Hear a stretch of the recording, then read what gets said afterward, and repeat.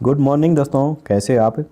तो चलिए आज हम 24 अक्टूबर को बनने वाले हरियाणा करंट अफेयर के क्वेश्चनों को रिवीजन कर लेते हैं। लेकिन उससे पहले मैं आपको बता दूं कि अगर आपने अभी तक हमारे हरियाणा करंट अफेयर की कोई भी वीडियो मिस की है तो आपको वो दोबारा से देखने की ज़रूरत नहीं है। आप हमारे हरियाणा करंट अफेयर्स की वीडियो PDF के रूप में भी पढ़ सकते हैं। 1 महीने की PDF आपको 15 रुपये में, 6 महीने की 40 रुपये में और 1 साल की 60 रुपये में मिल जाएगी। लिंक डिस्क्रिप्शन में अवेलेबल है, आप चाहें तो वहाँ पर जाकर इन्हें डाउनलोड भी कर सकते हैं।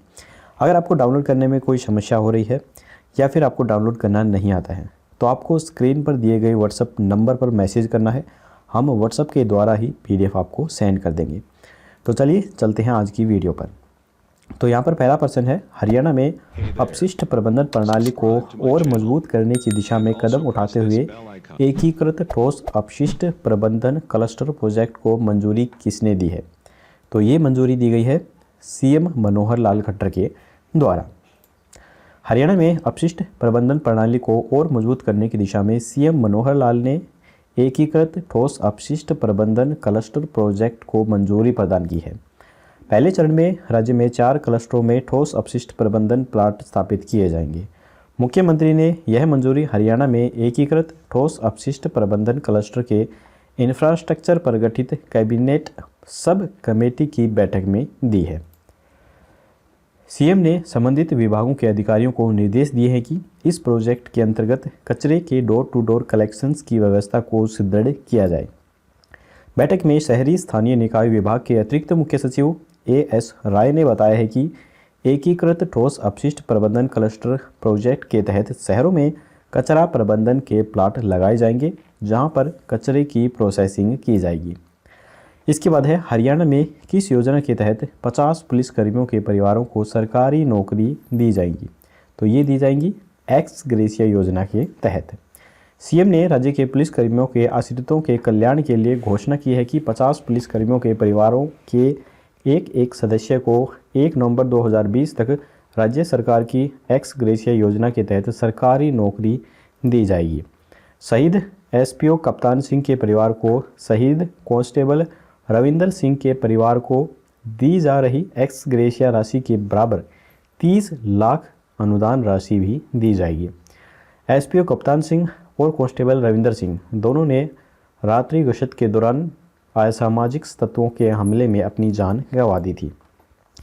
एक्स ग्रेशिया पॉलिसी के तहत यानी कि कर्मचारियों की मृत्यु पर उनके आश्रितों को सरकारी नौकरी मिलती है। यह पॉलिसी इस शर्त के साथ लागू होगी कि अगर किसी कर्मचारी को नौकरी करते हुए 5 वर्ष पूरे नहीं हुए हैं और उसका निधन हो जाता है तो उसे आश्रितों को रोजगार नहीं मिलेगा। यानी कम से कम 5 वर्षों की सर्विस पूरी होने की शर्त इसमें रखी गई है। इसी तरह से मृतक कर्मचारी की उम्र अगर 52 वर्ष से अधिक है तो भी उसके आश्रितों को एक्स ग्रेशिया पॉलिसी का लाभ नहीं मिलेगा। इसके बाद है, हरियाणा बिजली वितरण निगम के द्वारा स्थापित पहला पुस्तकालय कौन से गांव में बना है। तो ये बना है काछवा गांव में। काछवा गांव में गुरुवार को सरदार पटेल लाइब्रेरी का उद्घाटन किया गया जहां युवाओं और बच्चों को विशेष लाभ मिलेगा। इस पुस्तकालय में करीब 3000 पुस्तकें रखी गई हैं। ग्रामीणों की जरूरत और सुझाव के अनुसार पुस्तकालय का और अधिक विस्तार किया जाएगा। इस पुस्तकालय को गांव की लड़की शालू व पूनम के द्वारा चलाया जाएगा। इस पुस्तकालय पर करीब 20 लाख रुपए खर्च आया है और आगे भी निगम के द्वारा सहयोग किया जाएगा। सोमवार को पुस्तकालय बंद रहेगा। तो यहाँ पर आप इनकी फ़ोटो देख सकते हैं। जो स्टाफ है इस पुस्तकालय का वो यहाँ पर आप देख सकते हैं। इसके बाद है, हमारा गांव जगमग गांव योजना के तहत अब हरियाणा के करीब 7000 गाँव में से 4750 गाँव में इस समय 24 घंटे बिजली मिल रही है। करीब 100 गाँव में प्रक्रिया शुरू है। यह योजना किस गांव से शुरू हुई थी। तो यह योजना शुरू हुई थी दयालपुरा गांव से। हमारा गांव जगमग गांव योजना की शुरुआत वर्ष 2015 में कुरुक्षेत्र के गांव दयालपुरा से शुरू हुई थी। इसके उपरांत निगम के अधिकारी व कर्मचारियों की कठोर मेहनत के बाद लाइन लॉस कम हुआ। जो 5 साल पहले 30% था वो अब घटकर 40% हो गया है। हरियाणा के सभी 6841 गांव करीब 1.5 साल बाद 24 घंटे बिजली शेड्यूल पर आ सकेंगे। 24 घंटे शेड्यूल के बाद रोज़ाना इन गाँवों को कम से कम 22 से 24 घंटे बिजली ज़रूर उपलब्ध हो सकेगी। इसके बाद है अगले वर्ष हरियाणा में हो रहे खेलो इंडिया यूथ गेम्स के लिए अम्बाला को अब किस खेल प्रतियोगिता की मेज़बानी मिल गई है। तो इसका उत्तर जानने से पहले दोस्तों, अगर आपको वीडियो पसंद आ रही है तो वीडियो को लाइक ज़रूर कीजिएगा, और अगर आप चैनल पर पहली बार आए हैं तो चैनल को सब्सक्राइब करके घंटे पर ऑल नोटिफिकेशन ज़रूर क्लिक कीजिए, ताकि हमारी आने वाली लेटेस्ट वीडियो है वो आपको सबसे पहले मिल सकें।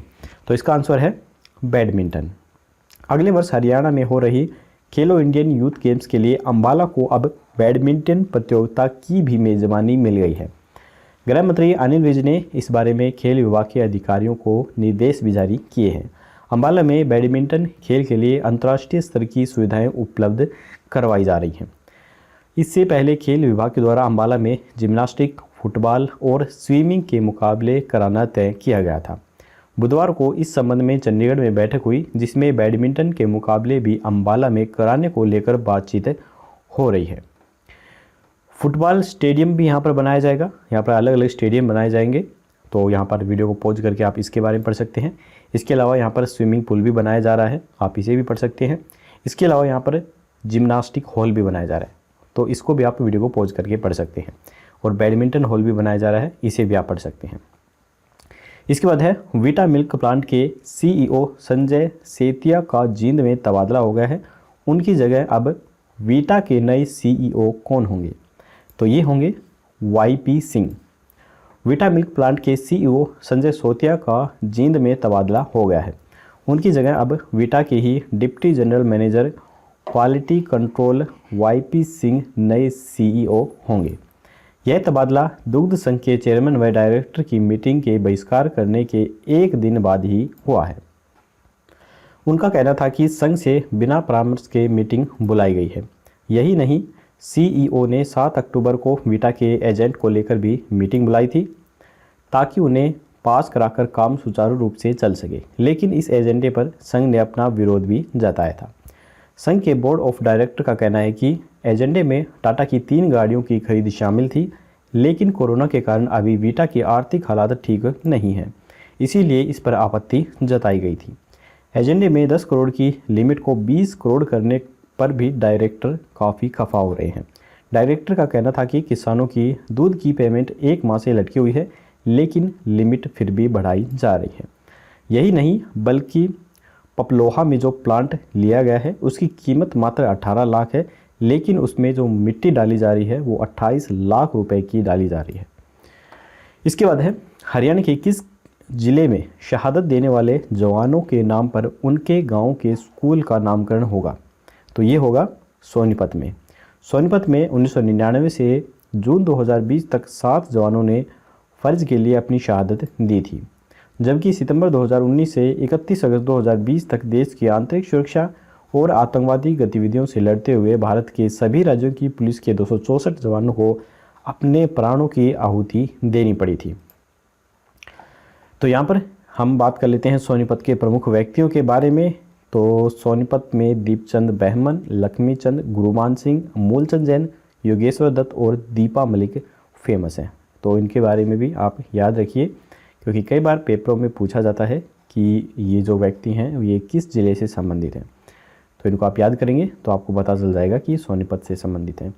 इसके बाद है हरियाणा में अवैध खनन पर रोक लगाने के लिए माइनिंग मिनिस्टर फ्लाइंग स्क्वाड का गठन करने की घोषणा किसने की है?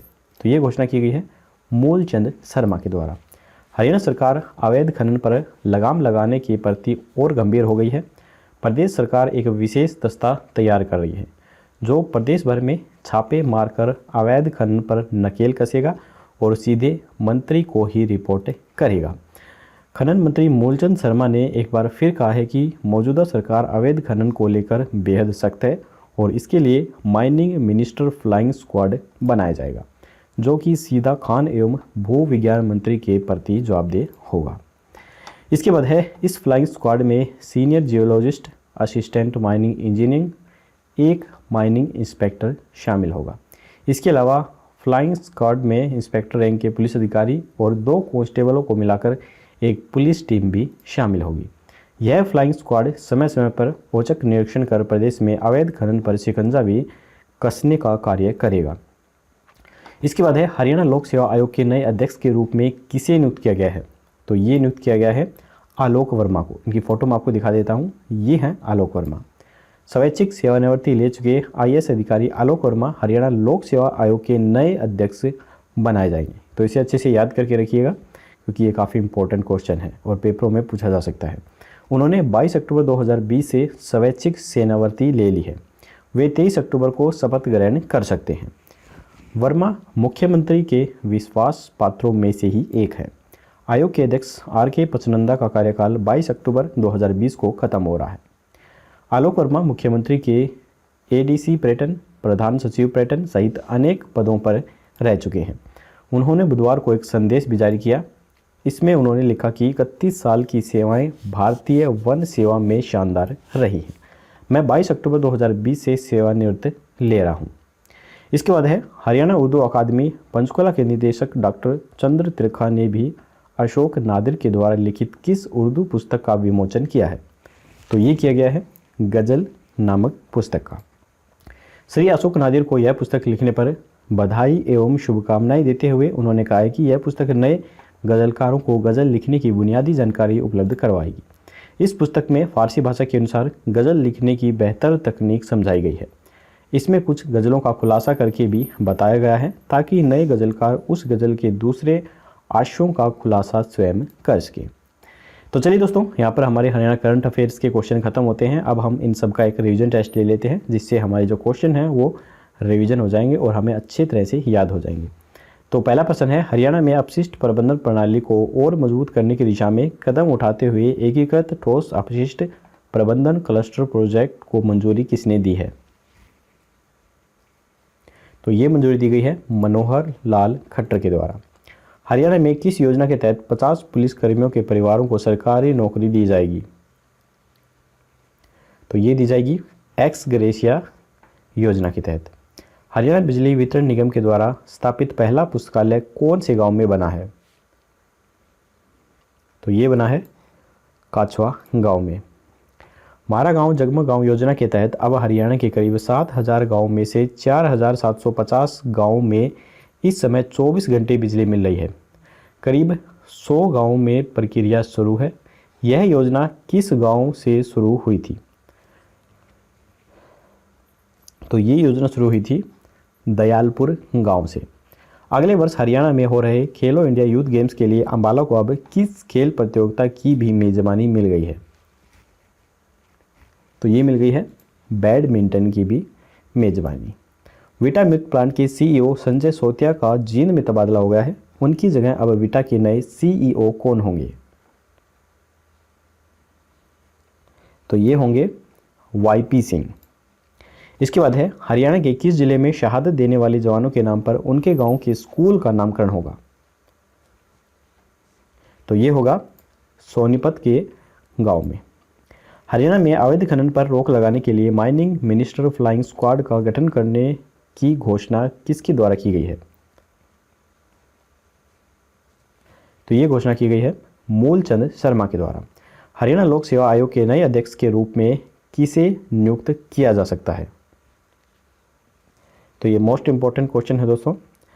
इसका आंसर है आलोक वर्मा को। हरियाणा उर्दू अकादमी पंचकुला के निदेशक डॉक्टर चंद्र त्रिखा ने श्री अशोक नादिर के द्वारा लिखित किस उर्दू पुस्तक का विमोचन किया है। तो ये किया गया है गज़ल नामक पुस्तक का। तो यहाँ पर दोस्तों हमारा रीजन टेस्ट भी खत्म होता है। अब हम कल का क्वेश्चन देख लेते हैं। कल हमने आपसे पूछा था कि अमृत योजना की राष्ट्रीय रैंकिंग में हरियाणा को कौन सा स्थान मिला है।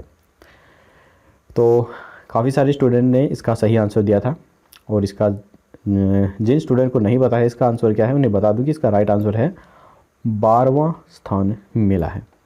केंद्र सरकार की अमृत योजना की राष्ट्रीय रैंकिंग में हरियाणा 12वें स्थान पर रहा है। इस रैंकिंग में हरियाणा पंजाब से आगे है। पंजाब को इसमें 26वां स्थान मिला है। तो इसे भी याद रखिए, पंजाब के बारे में भी पूछा जा सकता है।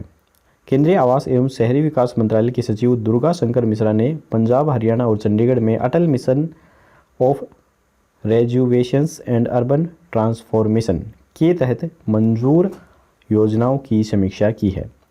इसमें हरियाणा ने 693 करोड़ रुपए की 63 परियोजनाएं पूरी कर देश भर में 12वां स्थान पाया है। तो चलिए अब हम देख लेते हैं आज का क्वेश्चन।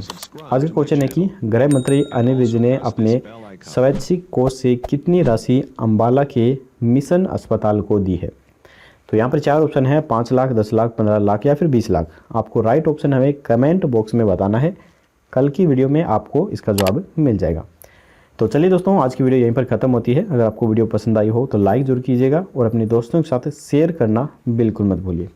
तो चलिए कल मिलेंगे ऐसी ही कोई नई वीडियो के साथ। तब तक के लिए जय हिंद, जय भारत।